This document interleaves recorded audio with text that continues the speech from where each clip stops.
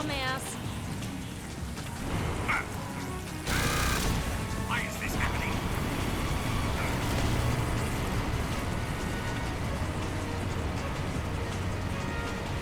Open fire!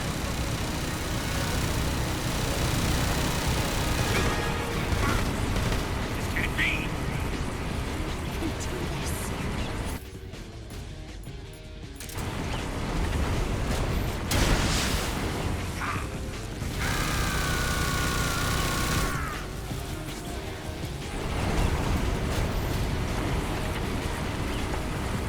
I'll grind you into dust! Damn it! It's working! I'll grind you into dust!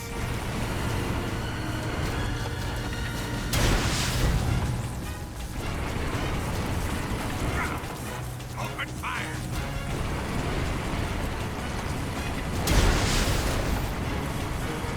I'll grind you into dust!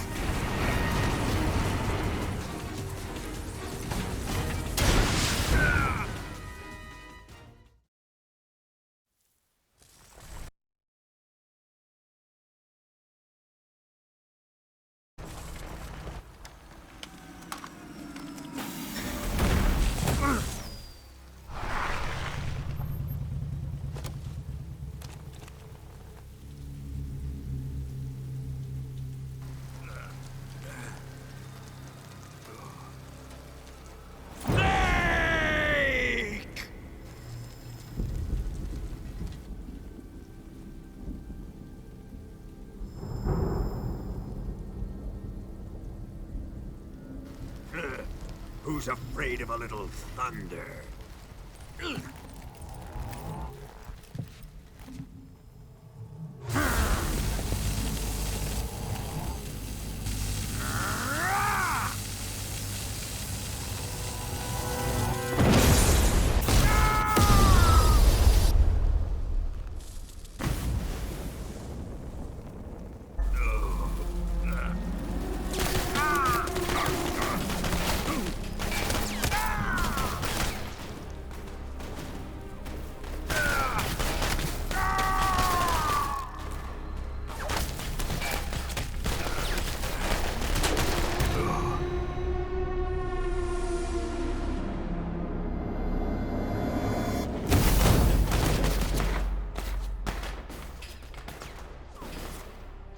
Fried by a bolt of lightning.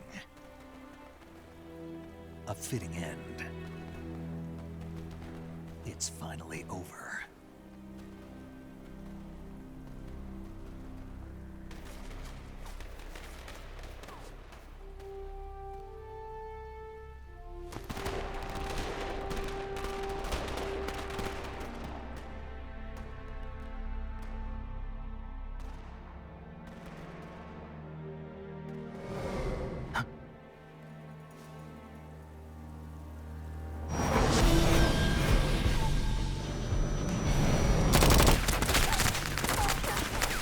No time for this now.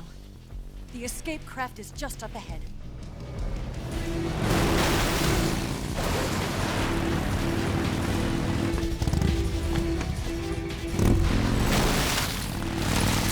Let's get going.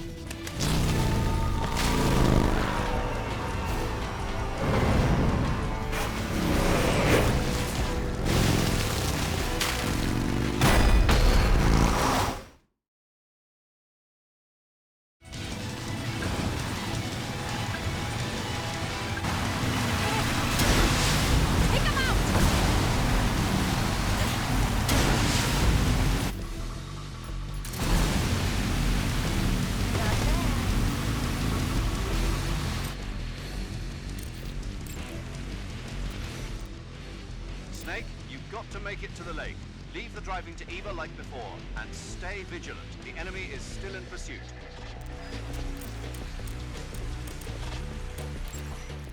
Snake, you're almost to the lake. Hold on just a little longer. Snake, don't let the enemy catch up to you. Use your gun to pick them off.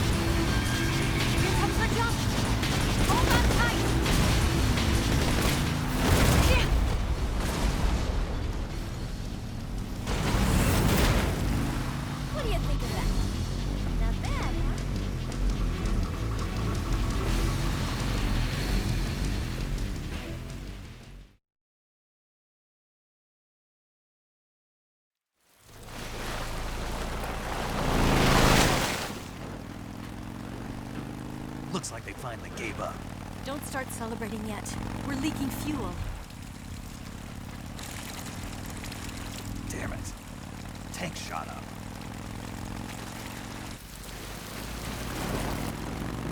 Crap.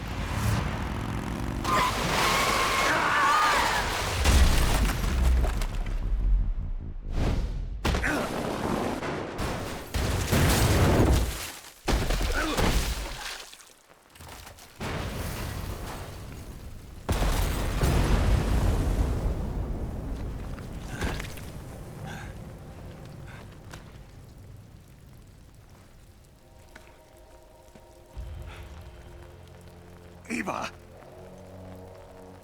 I'm over here.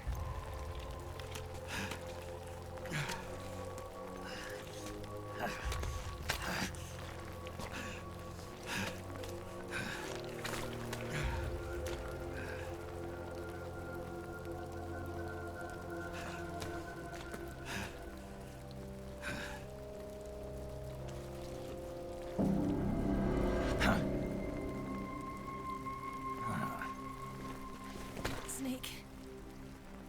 How's it look? Pretty bad. Not a sensitive bone in your body. Eva, What about you, Snake? I'm fine. That's good to hear.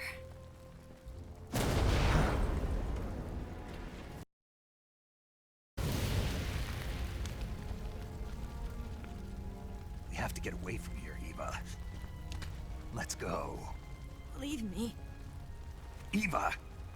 The boss is waiting for you. You have to go. Give me a gun. No, we're getting out of here. We're still far away from the lake. I'll never make it. I can't believe this. Uh-huh. I never thought I'd see you act this weak. What do you mean? Listen to me, Eva. We're doing this together. No, you... Eva, I need you. Say that one more time. I need you. I can't fly the wig by myself.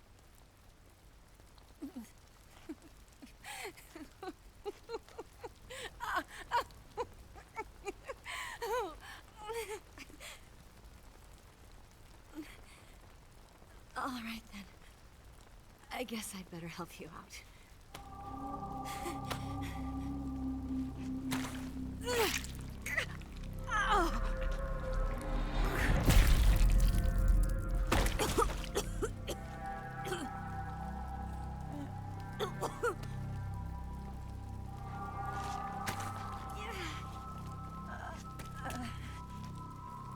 You're lucky to have me.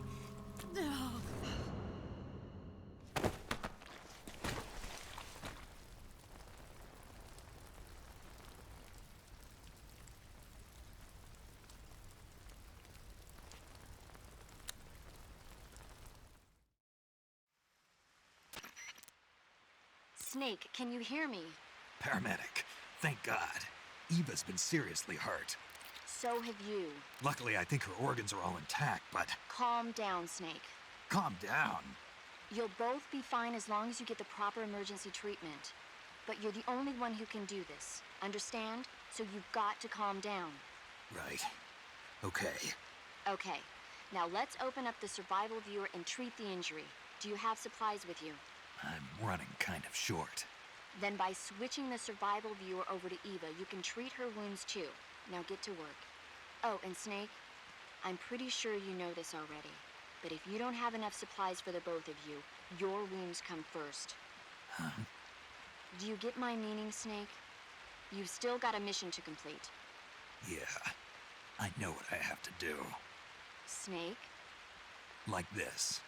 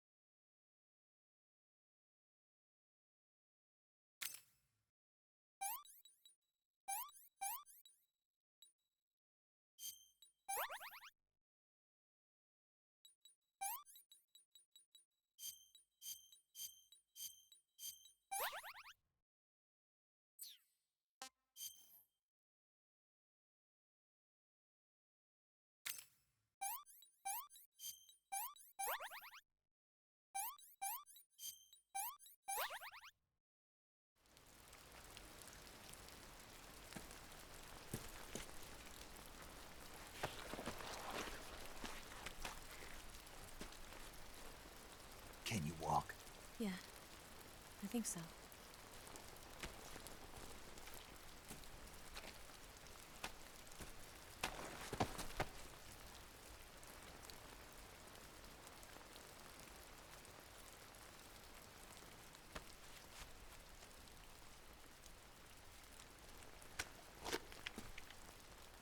Here. It's different from the Mauser. When you're using a two-hand grip, you have to be careful where you put your hands or your fingers will get burned by the exhaust gas from the cylinder gap.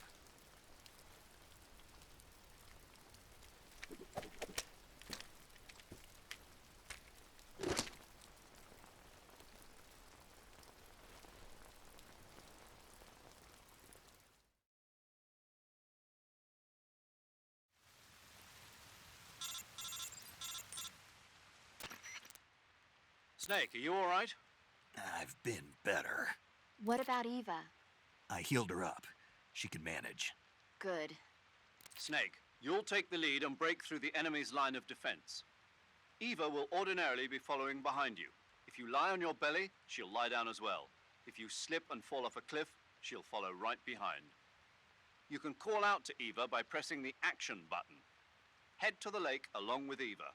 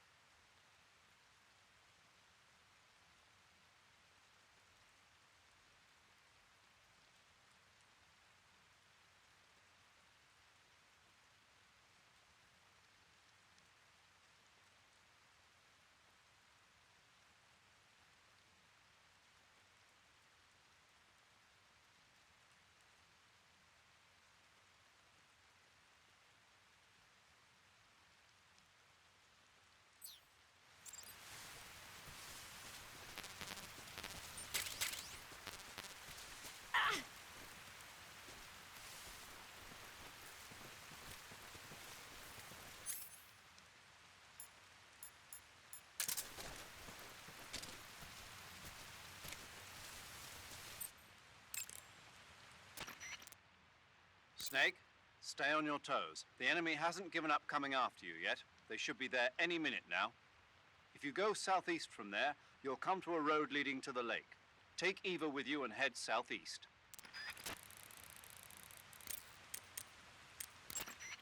You can treat Eva's wounds by selecting Eva from the cure screen in the survival viewer. If she gets injured, see to her right away. Got it? Snake, you're almost to the lake. You can make it, man.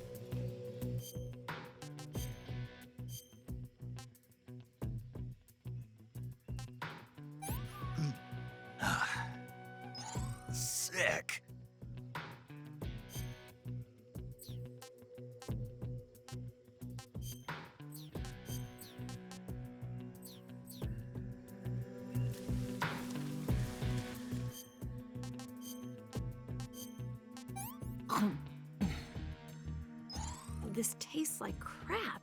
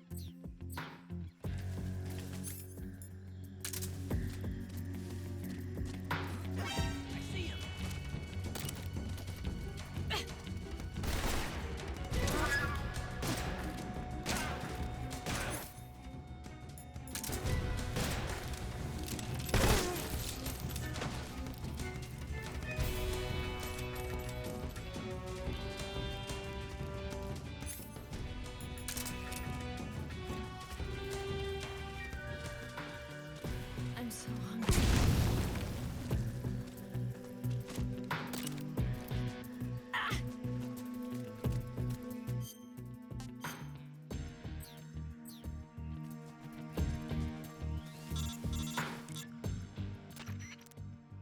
Snake, the lake is just over that cliff. Eva should be able to climb it if you help her. Keep her close to you.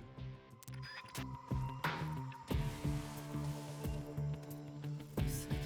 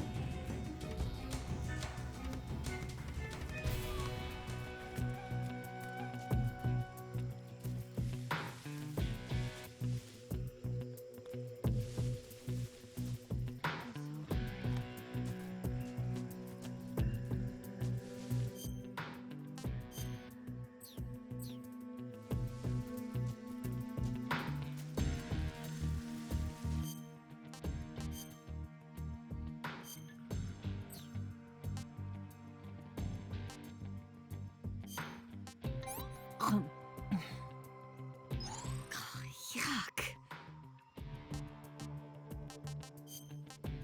Ugh, it's poisonous. What did you give me?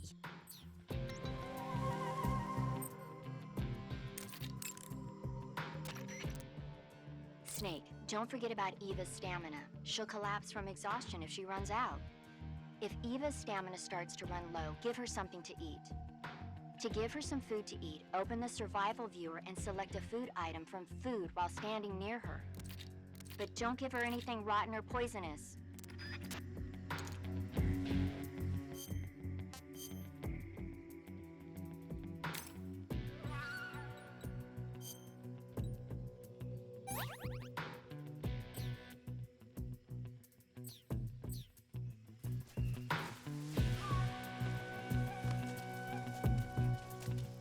What is that?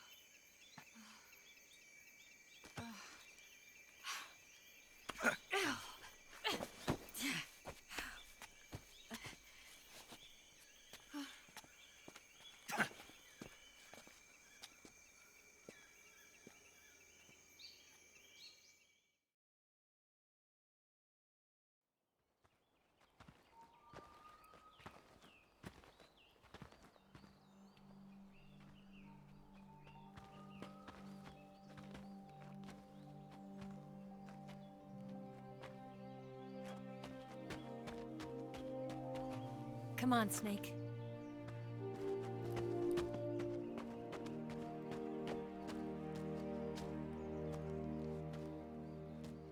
We made it. We made it. Over there.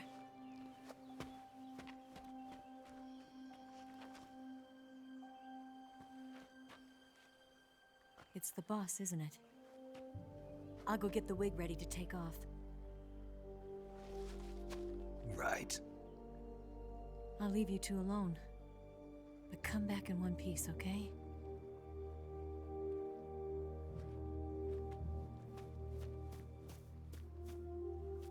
Promise me!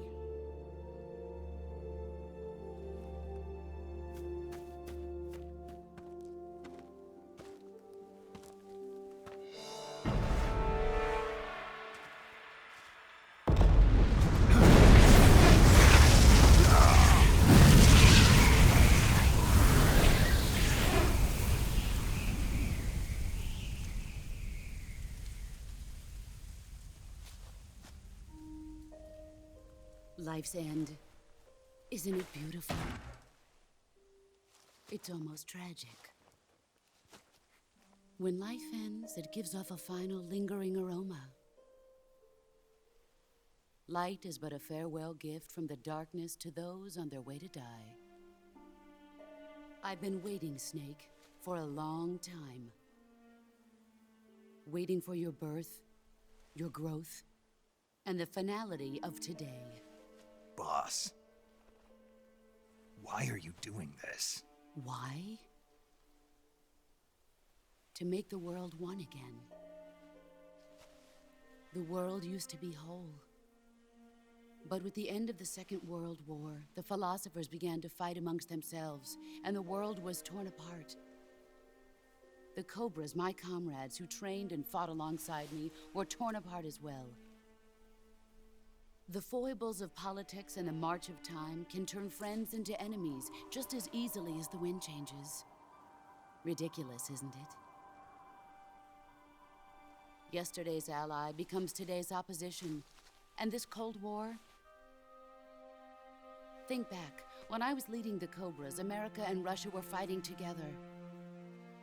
Now, consider whether America and Russia will still be enemies in the 21st century. Somehow I doubt it. Enemies change along with the times, the flow of the ages, and we soldiers are forced to play along. I didn't raise you and shape you into the man you are today just so we could face each other in battle. A soldier's skills aren't meant to be used to hurt friends. So then what is an enemy? Is there such a thing as an absolute timeless enemy? There is no such thing, and never has been. And the reason is that our enemies are human beings like us. They can only be our enemies in relative terms. The world must be made whole again. The philosophers must be reunited. I will devote my skills to that purpose. And with the Colonel's money, I will achieve that end. Just as I once created the Cobras. They are my family. I may no longer be able to bear children, but I still have a family. It was November 1st, 1951. I was in the Nevada desert participating in atomic testing. The name Nevada is derived from Spanish, covered in snow, white as snow. And snow is exactly what I saw in that Nevada desert. It froze my blood white. Snake, you were an atomic test subject, weren't you? On Bikini Atoll. That's part of the reason I was drawn to you. You and I are alike. We're both slowly being eaten away by the karma of others. we'll never have the chance to die peacefully of old age. We have no tomorrow. But we can still have hope for the future. In 1960, I saw a vision of the ideal future from space. 3 years earlier, the Soviet Union had succeeded in launching Sputnik, the first man-made satellite in history, into orbit. This came as a huge shock to the United States. In response, America threw everything it had into its own manned spaceflight project, the Mercury program. Even as the Soviets seemed poised to send their first man into space, America was still experimenting with chimpanzees and rockets. The government wanted human data. So they secretly decided to send a human being into space. I was the one they chose. At the time, they didn't have the technology to block out cosmic rays, and whoever they sent up would inevitably be exposed to heavy radiation. That's why they chose me. After all, I'd already been irradiated once. Of course, you won't find any of this in the history books. I could see the planet as it appeared from space. That's when it finally hit me. Space exploration is nothing but another game in the power struggle between the US and the USSR. Politics, economics, the arms race, they're all just arenas for meaningless competition. I'm sure you can see that, but the Earth itself has no boundaries. No East, no West, no Cold War. And the irony of it is, the United States and the Soviet Union are spending billions on their space programs and the missile race, only to arrive at the same conclusion. In the 21st century, everyone will be able to see that we are all just inhabitants of a little celestial body called Earth. A world without communism or capitalism, that is the world I wanted to see. But reality continued to betray me. In 1961, I was sent to Cuba, to Bahia de Cochinos. It was part of a CIA-sponsored invasion under the guise of taking Cuban exiles back to their country. But the US government betrayed them. Our weak-kneed president held back their air support. Defenseless, the exiles were annihilated by the Cuban army. All I could do was watch in silence. I was set up by the very country I'd sacrificed so much for, by the very government I dedicated my life to defending. I was driven from the surface world, and I went underground. Then, 2 years ago, I faced the sorrow, my old comrade in battle. He was my friend. But one of us had to die. I was left with no choice. The sorrow gave his life for me. There is no enmity between us. One must live, and one must die. That was the mission. The ones who gave me that mission were the philosophers. Early in the 20th century, the true holders of power in the United States, the Republic of China, and the newly formed Soviet Union gathered together in a secret meeting that would later be known as the Wise Men's Committee. The secret pact they formed there marked the beginning of the philosophers. But the last of the original members died in the 1930s. After that, the organization began to run out of control, and the Wise Men's Committee degenerated into a mere shell of its former self. The philosophers of today have no sense of good or evil. Their influence extends to countries and organizations involved in every aspect of every war.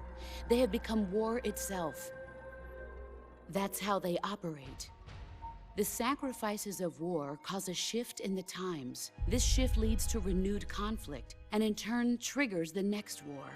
Like a nuclear chain reaction, each conflict sparks countless others, forming an endless spiral that will continue on for eternity.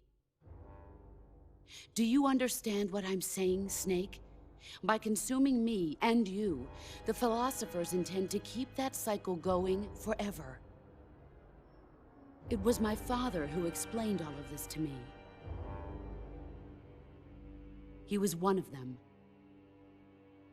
You see, I am the last remaining child of the philosophers. But after he revealed the truth, my father was killed by that same shapeless, formless organization. And my father isn't the only thing the philosophers have taken from me. In June of 1944, the Cobras and I took part in the landing at Normandy. We'd been given a top-secret mission to locate and destroy enemy V-2 rocket installations. I was pregnant at the time. The sorrow was the father. I gave birth on the field of battle. A beautiful baby boy. But my child was snatched away from me by the philosophers.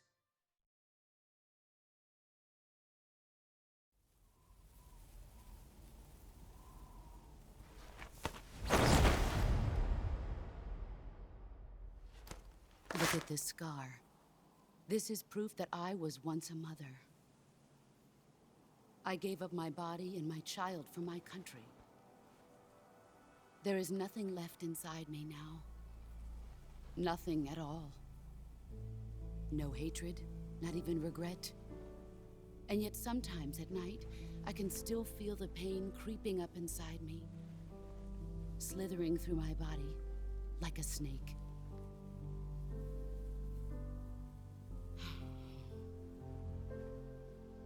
I've never talked this much about myself before. Thanks. Thanks for listening to me.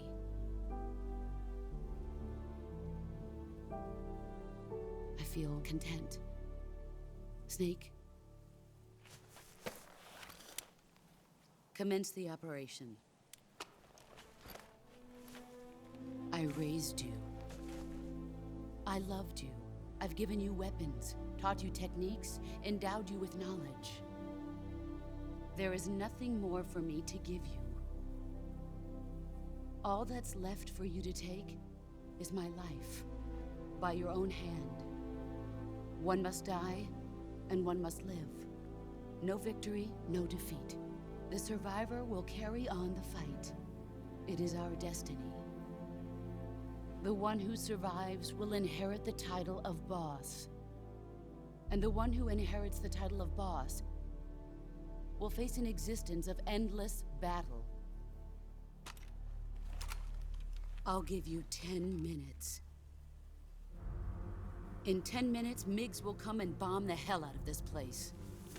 If you can beat me in less than 10 minutes, you'll be able to escape in time.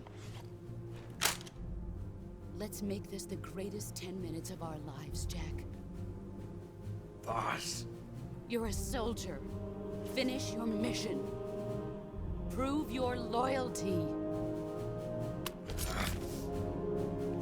Face me. I come.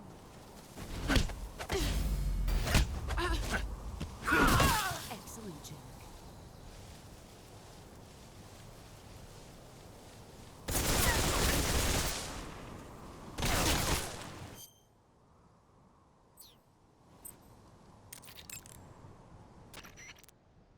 Snake, it's time to complete your final mission. This is where you fulfill your loyalty to your country, and perhaps to her as well.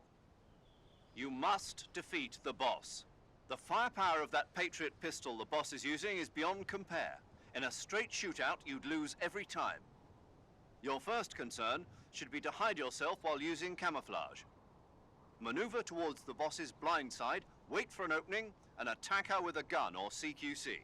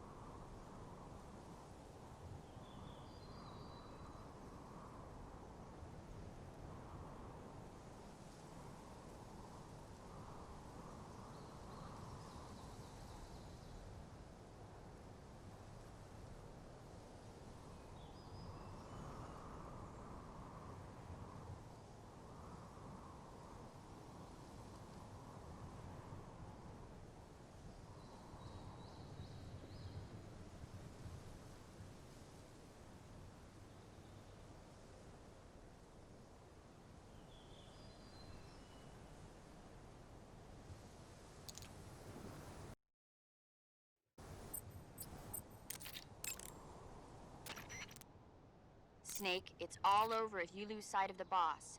Don't let those falling flower petals confuse you. That gun the boss is using is a one-of-a-kind sidearm she had made especially for her. They call it the Patriot. Basically, they took the Army's experimental XM-16E1, cut the barrel short, and took off the stock. It handles like a handgun, but it's got the stopping power of a rifle. Because the barrel is cut so short, it's got some nasty recoil, though. I can't believe she's using it with one hand. Now I see why she's the leader of the Cobras and a legendary hero. As long as the boss is firing that Patriot at you, frontal attacks are gonna be useless. Get around to her back or side and attack her from there. Move!